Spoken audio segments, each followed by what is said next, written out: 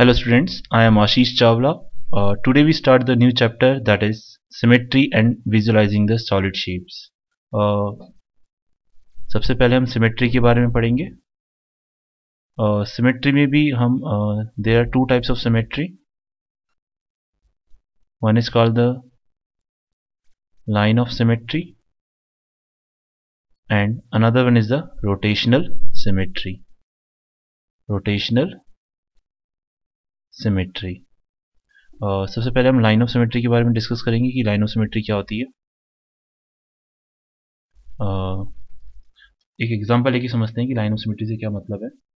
Let's say if I have a circle and this is the center of a circle. Now if I draw a line, let's say this is the line which is passing through the center. If I draw a line which is passing through the center, then if I fold the paper along this line, then these two parts are coincide with each other. तो such line is called the line of symmetry. इसे हम line of symmetry बोलेंगे. इसे हमें line of symmetry इसलिए बोला क्योंकि अगर इस लाइन के अलोंग अगर हम पेपर को फोल्ड करेंगे तो ये दोनों parts, let's say this is part A and this is part B, ये part A and part B जो है सर्कल के, वो एक दूसरे को एग्जैक्टली कॉन्साइड कर जाएंगे. तो ऐसी लाइन को हम लाइन ऑफ सिमेट्री बोलते हैं. ठीक है, this is case of circle. और अगर हम सर्कल की बात करें तो हम कह सकते हैं कि circle contains infinite line of symmetry. Why? Because all the diameters are behave as a line of symmetry, and we know that in circle there are infinite number of diameters. So in circle having infinite number of line of symmetry. Okay, because all the diameters behave as a line of symmetry. Let's अगर हम एक और figure की बात करें, let's see, अभी तो हमने सर्कल की बात करी. लेट्स सी अगर हम एक लाइन सेगमेंट की बात करते हैं, लाइन सेगमेंट, तो लाइन सेगमेंट में लेट्स सी लाइन सेगमेंट है हमारा ए बी. तो इसकी जो लाइन ऑफ सिमेट्री होती है वो इसका होती है परपेंडिकुलर बाइसेक्टर. अगर हम ए और बी का अगर परपेंडिकुलर बाइसेक्टर खींचें तो ए और बी का जो ये परपेंडिकुलर बाइसेक्टर है वो लाइन ऑफ सिमेट्री का काम करेगा. क्योंकि अगर आप इस पेपर को इस लाइन के अलोंग हम फोल्ड करेंगे तो लेट्स ये पॉइंट है सी, तो ये जो पार्ट ए सी और बी सी हैं वो एक दूसरे को कॉन्साइड कर जाएंगे. So it is a line of symmetry. For a line segment we have only one line of symmetry, एक ही लाइन ऑफ सिमेट्री है, that is this one. So for a line segment we have a one line of symmetry, only one line of symmetry. Let's say same way अगर मैं एक angle की बात करूं, let's say if I talk about an angle, so एक angle के लिए line of symmetry क्या होगी. Let's say if I have angle, this is point P, this point Q and this is point R. तो इस angle का जो angle bisector है, वो जो एंगल बाइसेक्टर जो लाइन है वो लाइन ऑफ सिमेट्री का काम करेगी. Angle bisector, this is the angle bisector line. तो ये जो लाइन है, let's say this is S, तो ये जो एंगल बाइसेक्टर लाइन है दैट इज क्यू एस, वो लाइन ऑफ सिमेट्री का काम करेगी. अगर मैं पेपर को इस लाइन के अलोंग फोल्ड करूं तो पी क्यू और क्यू आर आपस में कॉन्साइड कर जाएंगे. So in angle the angle bisector behave as a line of symmetry. Okay, now let's say अगर मैं एक ट्राइंगल की बात करूं, ट्राइंगल, लेट्स से अगर जनरल एक, लेट्स से हम सिंपली इक्विलेटरल ट्राइंगल की बात करें, ट्राइंगल के अंदर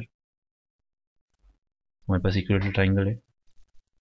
इक्विलेटरल ट्राइंगल मतलब जिसकी सारी साइड्स इक्वल होती हैं.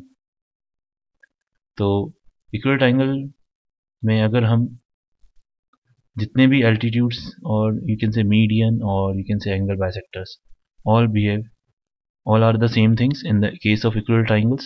Altitude, median, angle, bisector सब सेम एक ही लाइन होते हैं.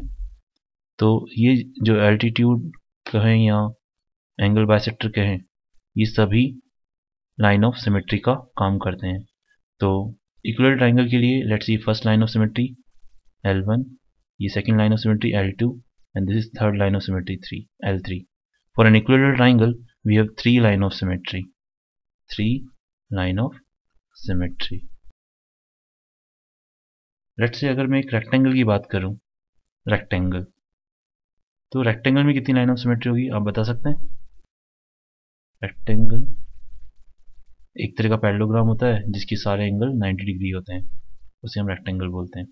तो रेक्टेंगल की हम लाइन ऑफ सिमेट्री की बात करें तो there are only 2 line of symmetry, that is one which is parallel to the length and passing through the midpoint of the breadth.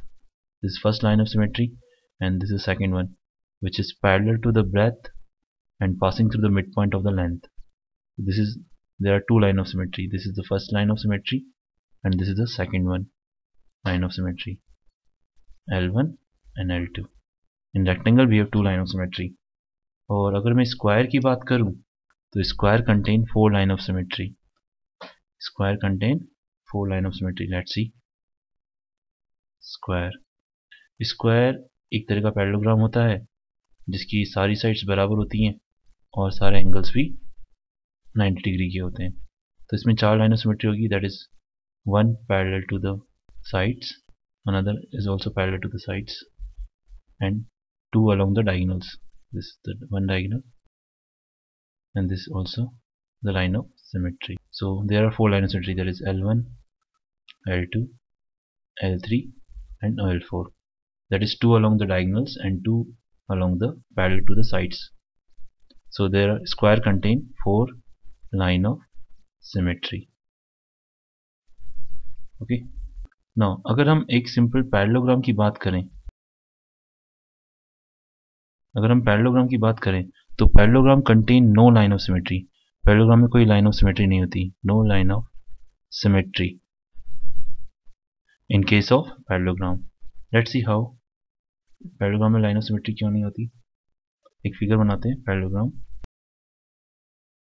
Let's say P Q R S. अगर हम सोचें कि इसकी अगर मिड पॉइंट को हम connect करें opposite sides के, तो वो लाइन ऑफ सिमेट्री हो सकती है क्या? लेट्स से अगर मैं इस पेपर को इस लाइन के अलोंग फोल्ड करूं, लाइन L1 के अलोंग, तो क्या ये दोनों पार्ट्स इक्वल तो होंगे ये पार्ट्स, लेकिन ये एक दूसरे को कोइंसाइड नहीं करेंगे. देखिए अगर मैं इसको ओवरलैप करने की कोशिश करूं, आप प्रैक्टिकली करके देख सकते हैं पेपर बना के पैरेललोग्राम, और जब इसको कोइंसाइड करोगे इस लाइन के अलोंग तो ये कुछ इस तरह से नजर आएगा. लेट्स सी हमारी लाइन है जिसके अलोंग हम फोल्ड कर रहे हैं, ये remaining part, that is your point R and that is your point Q. जब मैं इस पार्ट को ओवरलैप करूंगा इस तरह से, तो ये जो पॉइंट S है वो कुछ इस तरह से आएगा, that is your S and that is your P. यानी एक दूसरे ये पार्ट एक दूसरे को कोइंसाइड नहीं कर रहे, तो ये लाइन ऑफ सिमेट्री नहीं कह सकते. हाँ, इनकी वैल्यूज, इनका जो एरिया है that is same, but they not coincide with each other. So parallelogram having no line of symmetry. Same way जैसे हमने फिगर्स के बारे में देखा, सेम वे हम नंबर्स के भी लाइन ऑफ सिमेट्री देख सकते हैं. नंबर्स, लेट्स से अगर मैं सिंपल फिगर 3 की बात करूं, तो 3 having only one line of symmetry, that is this one. और अगर मैं 7 की बात करूं तो 7 having no line of symmetry. और अगर मैं 8 की बात करूं तो 8 having 2 line of symmetry, that is one this one and another this one, 2 line of symmetry. Okay. Same way हम अल्फ़ाबेट्स की भी लाइन ऑफ सिमेट्री देख सकते हैं. लेट्स अगर मैं अल्फ़ाबेट A की बात करूं तो alphabet having one line of symmetry, that is this one. और अगर मैं B की बात करूं so that is this one. और अगर मैं C की बात करूं, और अगर मैं P की बात करूं तो P having no line of symmetry. So in this way we can. और अगर लेट्स X की भी बात कर लेते हैं, अगर X है हमारे पास तो X की there is one line of symmetry, that is 3. So they are having 2 line of symmetry in X. So in this way we can define the symmetry, line of symmetry. This is about the line of symmetry. Now we discuss about the rotational symmetry. Now we talk about the rotational symmetry. Rotational symmetry से क्या मतलब है? हाँ देखिए, rotational symmetry से हम कुछ इस तरह से एक्सप्लेन कर सकते हैं, एक एग्जांपल लेके समझते हैं कि लेट्स से मेरे पास एक स्क्वायर है, square A B C D. Let's say इसको मैंने 90 डिग्री रोटेट किया। 90 डिग्री रोटेट करने पे लेट्स से मैंने इसको 90 degree anti clockwise sorry clockwise rotate किया, तो देखिए इसकी पोजीशन कुछ इस तरह से हो जाएगी। दैट इज ए ऊपर चला जाएगा, A then B then C then D, that is after 90 degree rotation. अगर मैं ये नंबरिंग नहीं करूं, ए बी सी डी अगर नंबरिंग नहीं करूं, तो मैं देख रहा हूं कि ये जो इन दोनों स्क्वायर्स में मैं डिफ्रेंशिएट नहीं कर पाऊंगा, मुझे पता नहीं चलेगा कि मैंने स्क्वायर को रोटेट भी किया है नहीं किया है। These are the same, looking same. Okay, let's say अगर मैं इसको एक बार और रोटेट करता हूँ 90 डिग्री, वापस 90 डिग्री मैंने रोटेट किया इसको दोबारा से, सो 90 90 becomes 180 degree. Total degree rotation कितना हो गया अब? 180 डिग्री रोटेशन हो गया। तो अब ए फाइनली यहाँ पे आ जाएगा, बी सी डी। अगेन मैंने इसको वापस 90 डिग्री एक बार और रोटेट किया, तो फाइनली ए यहाँ पे आ जाएगा, B C D. Again 90 degree rotation, तो 180 plus 90 that is total 270 degree rotation हो चुका है। नाउ लेट्स एक और बार मैंने इसको 90 डिग्री रोटेट किया, तो फाइनली ए यहाँ पे आ जाएगा, B C D. That is again 90 degree rotation, that is 360 degree rotation हो चुका है। तो 360 डिग्री रोटेशन मतलब हमने एक कंप्लीट पूरा राउंड कर लिया। देखिए हम क्या समझने की कोशिश करें रोटेशनल सिमेट्री का मतलब। हमने देखिए क्या किया कि इस फिगर को हमने पहले 90 डिग्री रोटेट किया, फिर वापस 90, फिर वापस 90 और वापस 90, ये हमने पूरा 360 डिग्री रोटेट कर लिया। तो ड्यूरिंग 360 डिग्री हमने ये देखा कि जो ये फिगर था वो अपनी इनिशियल जो स्टेज है या इसकी इनिशियल स्टेज है, अगर आप ये नंबरिंग हटा दो तो ये एग्जैक्टली सेम है इनिशियल स्टेज के। तो कितनी बार सेम है? 1 2 3 4 टाइम्स।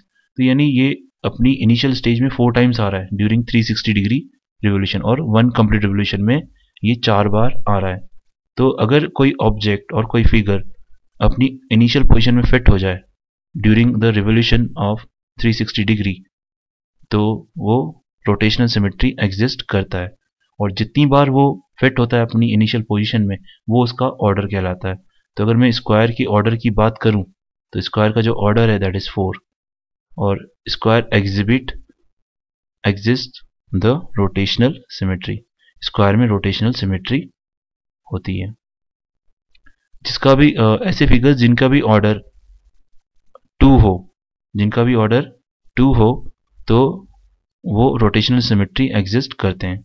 और जिनका ऑर्डर 1 होगा तो हमें मालूम है कि अगर हम एक रिवोल्यूशन पूरा कंप्लीट करेंगे तो डेफिनेटली एक बार तो फिट हो ही जाएगा।